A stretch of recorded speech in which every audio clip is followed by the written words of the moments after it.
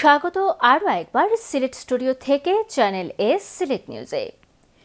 মৌলভীবাজারে চা শ্রমিক সমাবেশে জাতীয় নাগরিক কমিটির মুখ্য সংগঠক সার্জিস আলম বলেছেন, আমার চা শ্রমিক বোনদের এই চেহারা ছিল না।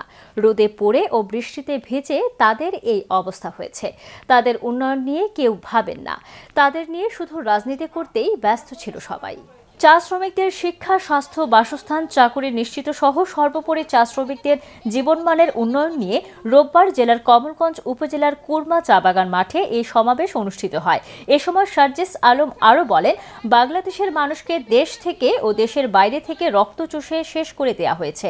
এরা এই রক্ত থেকে ভালো রক্তে সহজে যেতে চাইবে না, তাই আমাদের সবার একসাথে এই রক্তগুলোর সাথে ফাইট করতে হবে। চা শ্রমিক নেতা ধনা বাউরির সভাপতিত্বে সমাবেশে বিশেষ অতিথির বক্তব্য রাখেন জাতীয় নাগরিক কমিটির যুগ্ম আহ্বায়ক সারোয়ার, চা কন্যা খায়রুন সহ আরও একাধিক নারী চা শ্রমিক। ওসমানীনগর উপজেলার ইসহাক সবিরুন্নেসা হাফিজিয়া মাদ্রাসা ও এতিমখানার উদ্যোগে এবারের হিফজ বিভাগে উত্তীর্ণ 7 জন হাফিজকে পাগড়ি বিতরণ করা হয়েছে। ইসহাক সমিরুন্নেসা মাদ্রাসা ও এতিমখানার প্রতিষ্ঠাতা পরিচালক লুদুমিয়া চৌধুরীর সার্বিক সহযোগিতায় অনুষ্ঠিত পাগড়ি বিতরণ অনুষ্ঠানে আলহাজ মোহাম্মদ ফারুক আহমদের সভাপতিত্বে এক আলোচনা সভার আয়োজন করা হয়। সভায় প্রধান অতিথি ছিলেন আল্লামা গিয়াসউদ্দিন চৌধুরী সাহেবজাদায়ে ফুলতলী। প্রধান অতিথির বক্তব্যে তিনি বলেন, প্রতিষ্ঠানটি দিনের স্বার্থে কাজ করে যাচ্ছে।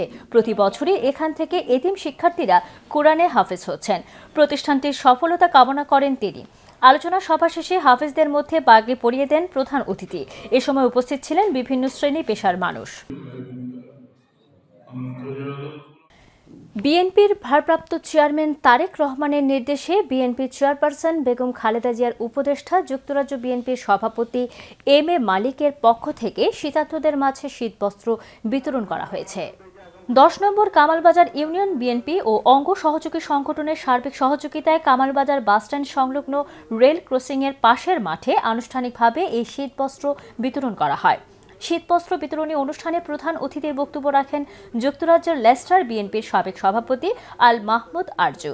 কামালবাজার ইউনিয়ন বিএনপির সভাপতি মোহাম্মদ গুলজার আলীর সভাপতিত্বে এতে বিশেষ অতিথির বক্তব্য রাখেন সিলেট জেলা বিএনপির সাবেক সদস্য মাসুম আলম, দক্ষিণ সুরমা উপজেলা বিএনপির সিনিয়র সহসভাপতি আব্দুল লতিফ খান, যুগ্ম সম্পাদক এনামুল হক মাহমুদ, মুহিবুর রহমান মুহিব ও সিলেট মহানগর ছাত্রদলের সাবেক সহসভাপতি সাফরান আহমদ। মৌলভীবাজার সদর মোস্তফাপুর ইউনিয়নের ইসলামবাগ জামেয়া দিনিয়া মৌলভীবাজার এর উদ্যোগে বার্ষিক ইসলামী মহাসম্মেলন 2025 অনুষ্ঠিত হয়েছে। বিস্তারিত জানাচ্ছেন আমাদের মৌলভীবাজারের head of news Khaled Chowdhury. ক্যামেরায় ছিলেন অশ্বিনী সিনহা। মৌলভীবাজার সদর উপজেলার মুস্তফাপুর ইউনিয়নের ইসলামবাগ জামিয়া দিনিয়া মৌলভীবাজারের উদ্যোগে বার্ষিক ইসলামী মহাসম্মেলন 2025 অনুষ্ঠিত হয়েছে। উক্ত মাহফিলে অত্র মাদ্রাসার প্রিন্সিপাল হাফিজ মাওলানা সৈয়দ মাজুদ আহমদ রাফিদের পরিচালনায় সভাপতিত্ব করেন শাইখুল হাদিস মুফতি শামসুজ্জোহা মৌলভীবাজার।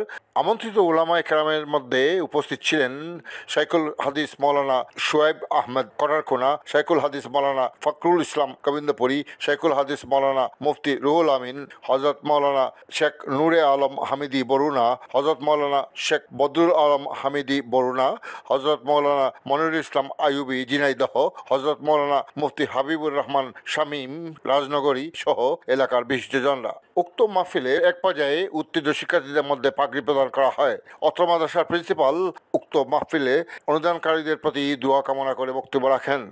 দেশ বিদেশে দিন দরদি ভাই বোনগণ মাদ্রাসার এই আজকের মহাসম্মেলনে অনেক টাকা পয়সা দান সদকা করেছেন।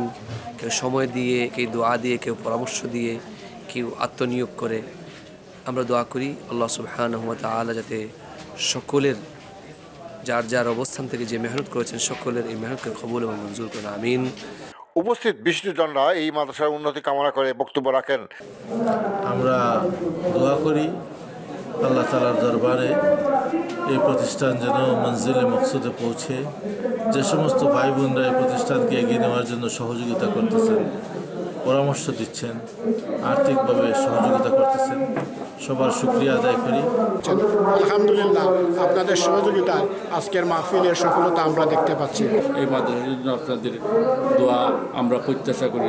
এখানে শেখুল হাদিস আল্লামা আজিজুল হক সাহেব, আহমদ শফি সাহেব রহমতুল্লাহ আলাইহি সহ গরফুরি হুজুরে 10 দিন বাংলাদেশের শীর্ষ উলামায়ে কেরাম এই প্রতিষ্ঠানের খদমত করছেন। আপনারা এই জামিয়া দিনিয়ার নতুন বিল্ডিংয়ের কাজ শুরু হতে যাচ্ছে, আপনারা সহযোগিতা করবেন।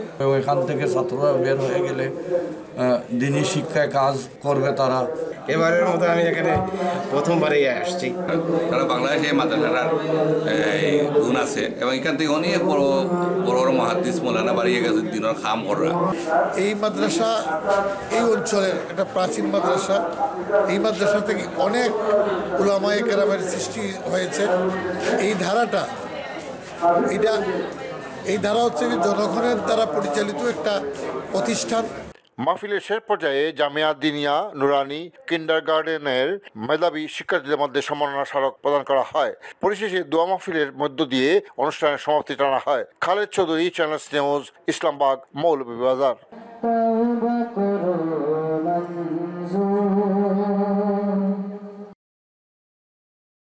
বিশ্বনাথে মরহুম শেখ রিহান উল্লাহ মুন্সি মেমোরিয়াল ট্রাস্টের উদ্যোগে প্রথম দ্বৈত ব্যাডমিন্টন টুর্নামেন্টের উদ্বোধন করা হয়েছে। স্থানীয় নাজিরবাজারের পশ্চিমের মাঠে এই টুর্নামেন্টের উদ্বোধন করা হয়।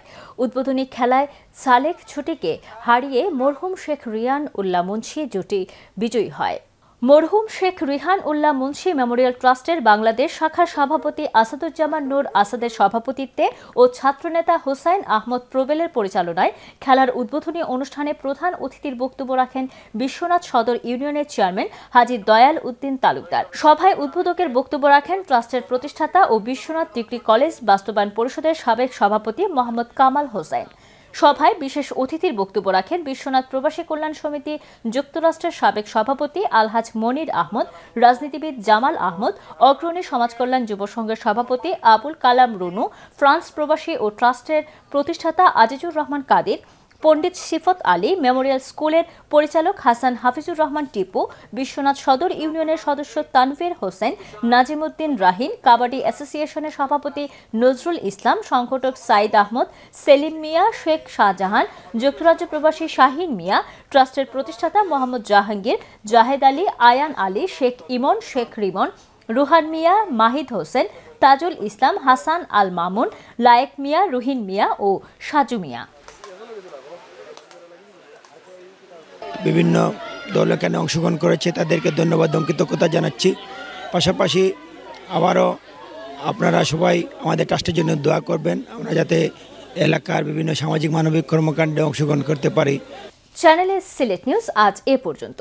সিলেট বিভাগের প্রত্যন্ত অঞ্চলের খবর জানতে চোখ রাখুন চ্যানেল এস এর পর্দায়।